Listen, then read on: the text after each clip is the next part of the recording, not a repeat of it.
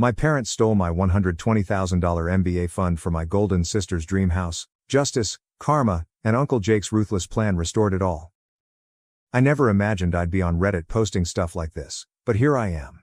Recently, I, 28F, learned that my parents had embezzled my $120,000 MBA money to assist my sister Ashley, 35F, and her fiancé Nathan, 37M, in purchasing a home.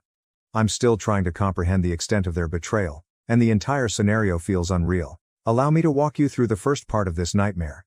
Dad's parents, my grandparents, were extremely well off and always placed a high priority on education. They were traditional in the finest sense of the word. They valued hard work, conserving money, and making long-term investments. I didn't get to visit them very frequently because they lived in a different state, but whenever we spoke or met, they expressed their concern for my future. Education is the one thing nobody can ever take away from you, my grandmother used to say, and now I see how ironic that is. My grandfather died 3 years ago following a brief illness. Even though it was awful, Grandma was still with us. She was the family's pillar of support, recognizing each birthday and accomplishment and sending heartfelt cards and care packages. We also lost her last year.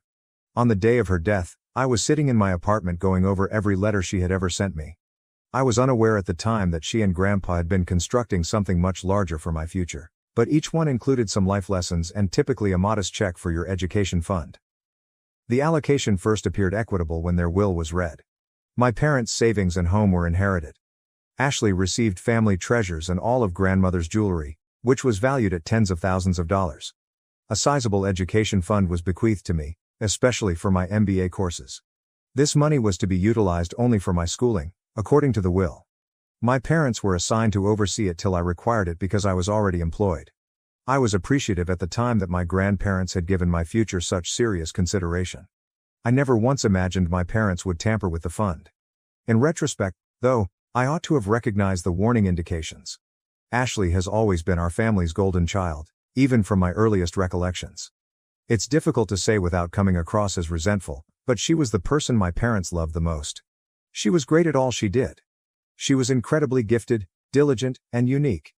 I can still clearly recall graduating from high school. I recently won a prominent science competition, received a full scholarship to college, and was valedictorian. My parents were using their phones and hardly paying attention when I looked out at the audience during my speech. They were ecstatic when Ashley, who had already dropped out of college twice, revealed later that night that she was considering a career in teaching. "You are simply amazing with kids," they exclaimed. I received a brief good job acknowledgement for my accomplishments that day. Continue. Throughout my life, this trend persisted. I got a position at a famous company after working hard and graduating with honors. Over the past 6 years, I have ascended the corporate ladder, gaining the respect and admiration of both superiors and colleagues. As a senior project manager, I oversee a group of 15 employees and manage accounts worth millions of dollars. However, to my parents, I was always just the sensible one, the one who got away with it because I was naturally smart. Ashley, on the other hand, changed jobs before becoming a teacher. Nathan is the head zookeeper at our neighborhood zoo, and she is currently the kindergarten administrator at a tiny private school. I don't have any personal problems with them, and they're decent enough folks. Although they appear content and are competent in their careers, their combined income is at best meager. They had been discussing the necessity of purchasing a home nonstop for the past year. Each family meal became a debate about the cost of real estate and how they were throwing money away on rent. They would lament the unfairness of the market while admiring homes that were much beyond their means. Even though Ashley and Nathan are in their mid-30s, they are still viewed as young people in need of assistance, and my parents would nod empathetically and say things like, "You deserve a nice house," and "It's so hard for young people these days." I began working on my MBA program applications about a month ago. I had been preparing this relocation for years, so it wasn't an abrupt decision. I've done a ton of program research, strategically developed my profession, and kept up a flawless work record. I want to enroll in a prestigious program that will enable me to advance into executive leadership roles at my present employer. Every C-level executive has an MBA from a reputable university, and I'm resolved to do the same. I mentioned the education fund to my parents one evening. Because the application costs alone for prestigious MBA programs can amount to thousands of dollars, I needed to know exactly how much was accessible. My first genuine danger indicator should have been their response. "Don't worry about it," my dad murmured, shifting uneasily in his chair. My mother hurriedly added, "Just concentrate on your applications for the time being, we'll talk when the time comes." They then abruptly shifted the conversation to Ashley and Nathan's house hunting. I initially tried to dismiss it, thinking perhaps they were simply being clumsy with the papers. However, something didn't feel right. I brought it up again, more bluntly, a week later. I clarified that I needed to know if the funds were available because I needed to budget for applying to multiple prestigious schools. They dropped the bomb at that point. "We use the MBA money for Ashley," my mother replied in the most casual way possible. "She is purchasing a home with Nathan." Thinking I must have misheard, I gazed at her. My dad added that Ashley needed it right now, and that it wouldn't be fair for me to get a free ride when Ashley had worked so hard with student loans, when I asked her to repeat herself. I went crazy. I'm not proud of my response, but it was the release of years' worth of repressed annoyance.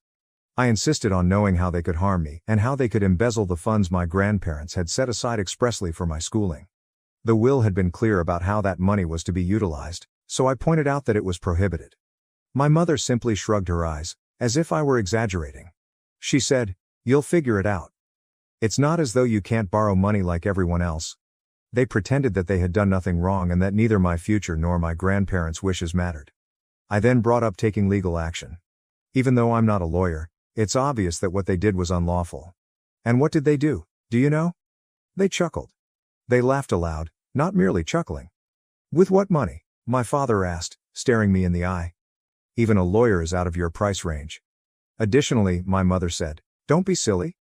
This is a family-run enterprise." The humiliation I felt at the time is beyond words. Stunned, I stood there. The realization that they had always viewed me as an afterthought came to me suddenly. Someone whose future they could forgo in order to help Ashley. They didn't care about my financial freedom, my prosperous career, or my academic accomplishments. I would remain the underdog forever. I had trouble sleeping that night. I couldn't stop thinking about how my grandparents had trusted my parents to act morally. They were unaware of the true nature of my home life. Since it didn't seem worth it, I never told anyone about how I was treated. I mean, I wasn't being mistreated, was I? They simply didn't care about me as much as they did about Ashley. They weren't violent. I arrived at work early the following morning and asked to speak with my employer, Mr. Thompson, in private.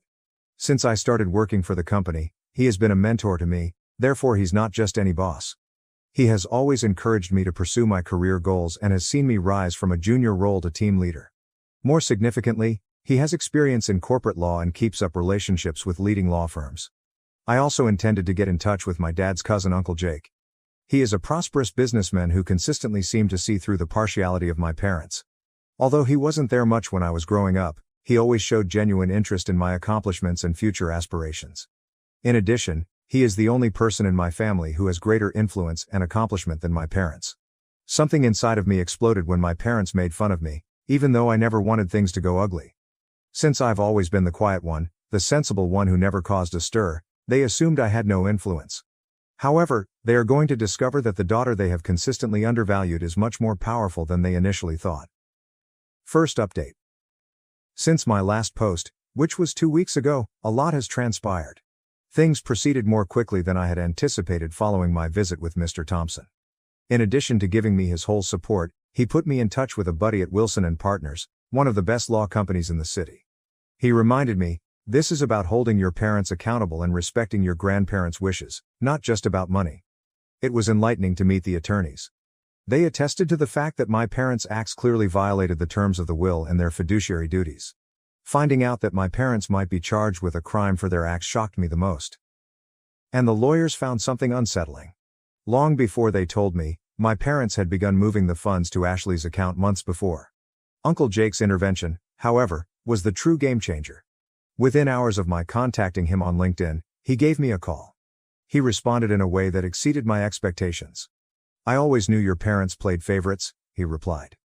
"But stealing from their own daughter? That crosses every line. Don't worry about the legal fees, I'm handling everything." Uncle Jake was more than simply a talker. He did something right away. He assembled a group of attorneys with expertise in estate law and engaged a forensic accountant to track down every penny of the pilfered money. They gathered enough proof in a matter of days to demonstrate that my parents had spent months draining the college money in a methodical manner. The initial altercation took place on Friday. I was called by my parents' attorney in an attempt to reach a family settlement. In exchange for me dropping any legal action, they promised to cover some of the MBA expenses. Uncle Jake responded harshly, saying, You will either be charged with a crime or return the entire sum plus interest and penalties. No negotiations will take place. The response from my parents was invaluable.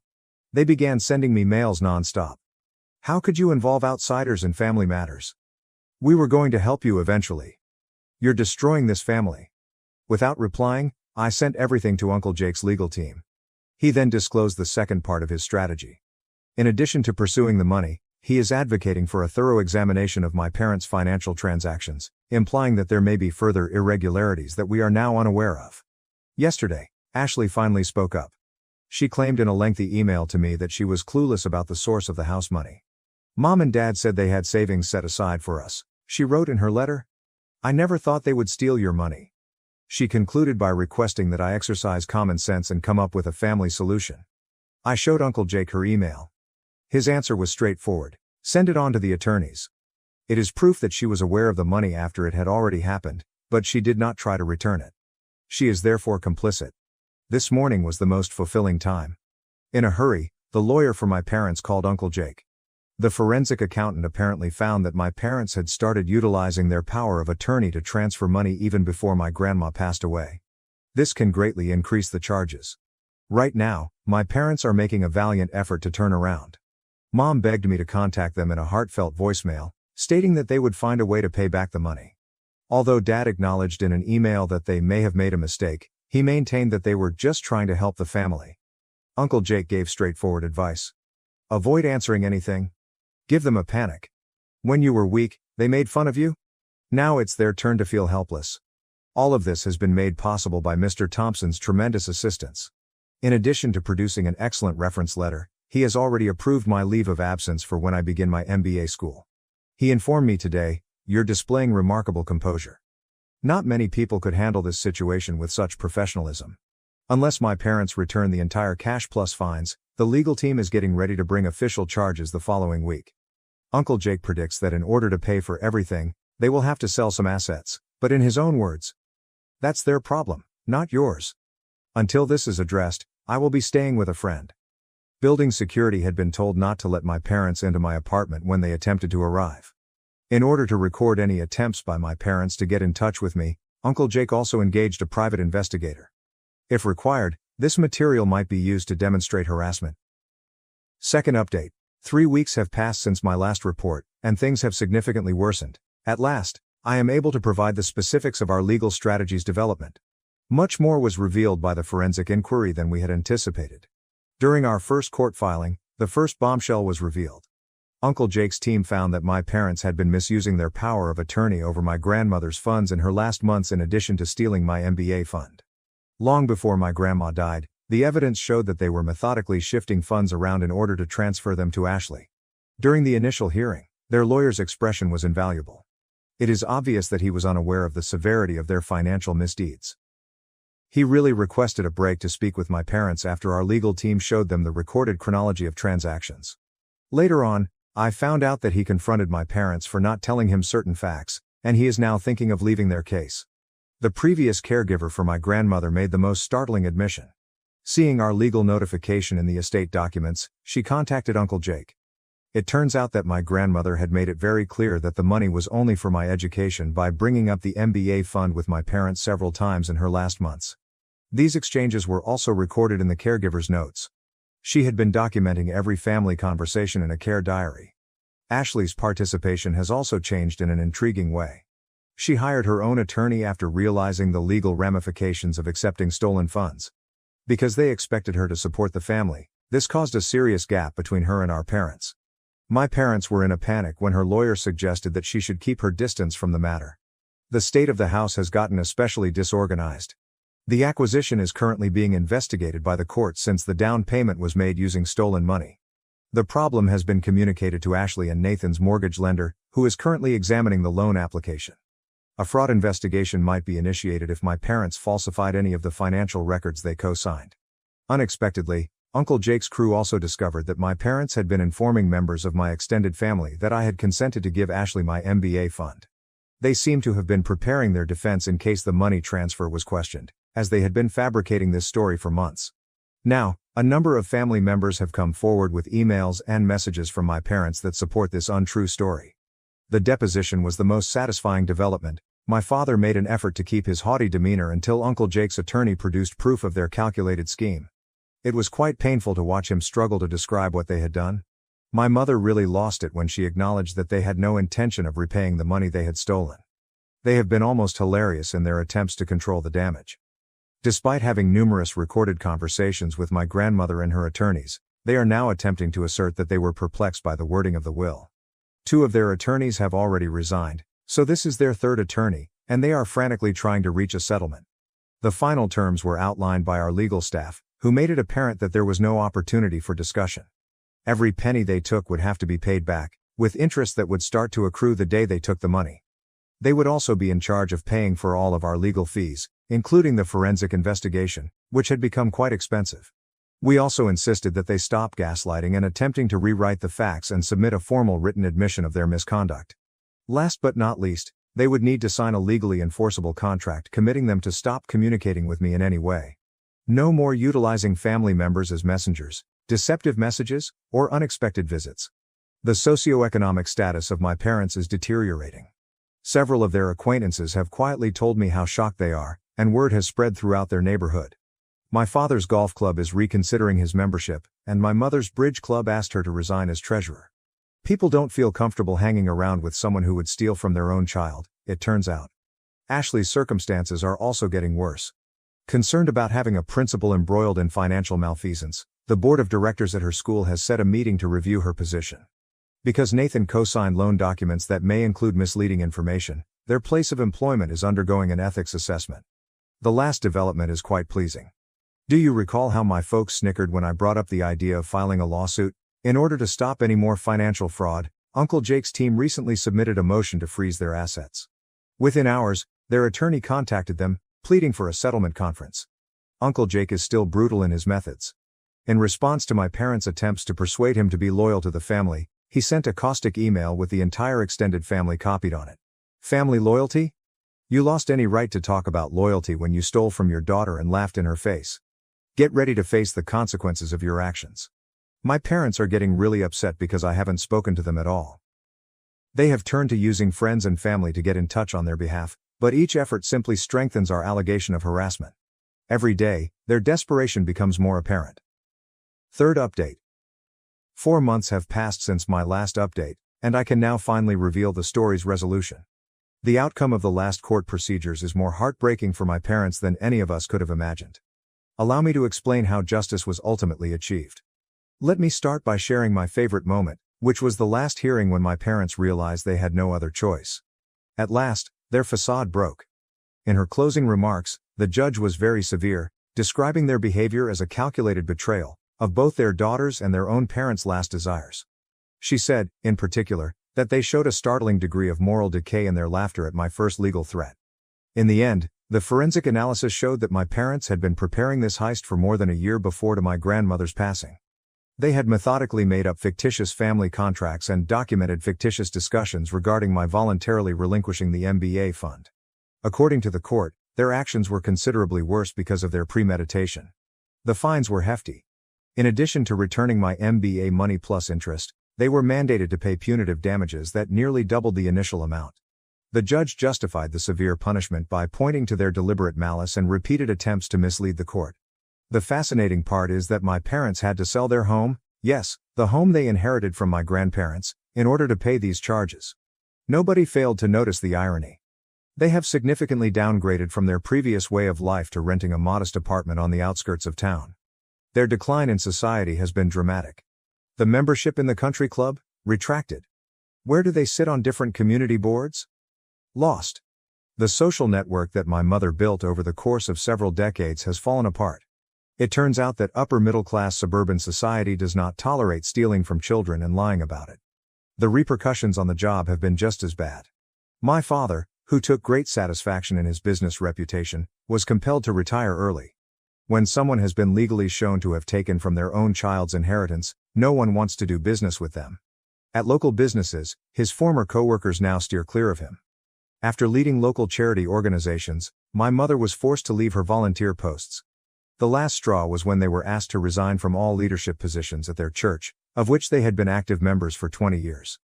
They've become social pariahs in their own community, Uncle Jake said. Ashley and Nathan's relationship is arguably the most noteworthy development. Their ideal home? They went crazy. When the mortgage firm learned that the down payment was made with stolen money, they revoked their approval of the loan. They are currently dealing with their own legal problems as a result of their willful acceptance of stolen funds. Ashley's career has completely collapsed. In their formal statement, the school board cited ethical concerns and loss of community trust as reasons for their unanimous decision to remove her as principal. Since the news has gone viral in the local school community, she is now having trouble finding even entry-level teaching jobs. Nathan's situation wasn't any better. He was placed on administrative leave by the zoo while his involvement in the financial misbehavior was looked into. Even though he wasn't personally responsible for the money theft, his signature on loan documents that contained false information has created ethical questions. The strain was too much for their relationship to handle. Nathan left their apartment last week. He accused her of being like her parents, while Ashley accused him of not being more supportive during the situation. They are currently in the process of calling it quits on their engagement. Uncle Jake's plan of total social and legal ruin was more successful than anyone could have predicted. He set up a family meeting when my parents attempted to make one more plea for family loyalty.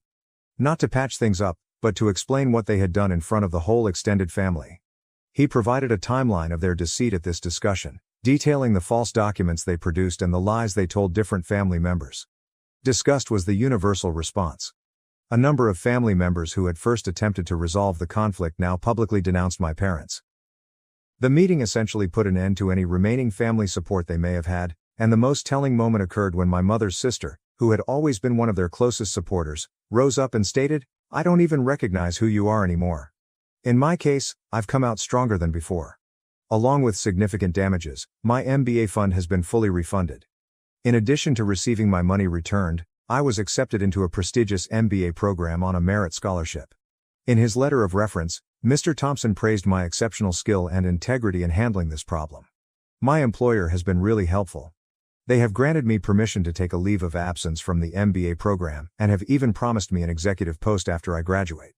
Your handling of this situation demonstrated that you possess the strength and judgment required for senior leadership," Mr. Thompson informed me. Uncle Jake is now regarded as a real mentor. After I finish my MBA, he is already discussing possible investment opportunities with me and has introduced me to his business network. He told me, "Your grandparents would be proud of you because you've shown that you have the backbone for business." I've relocated to an upscale apartment in a gated complex that keeps my folks at bay. The doorman is instructed not to let them in and has their photos.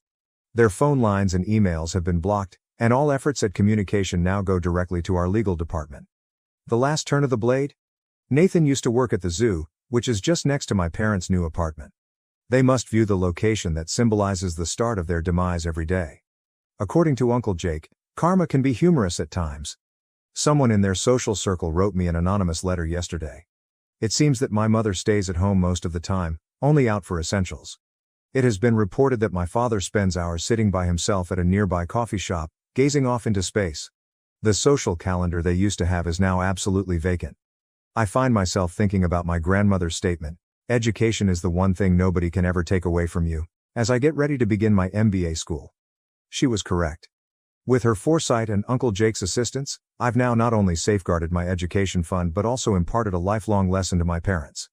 That concludes this tale. I appreciate everyone's support along this journey. I'm at peace knowing that justice has been done, even though I never wanted things to end this way. Thank you for watching. If you haven't subscribed yet, please do so and hit the notification bell to stay updated with more shocking real-life stories happening around you.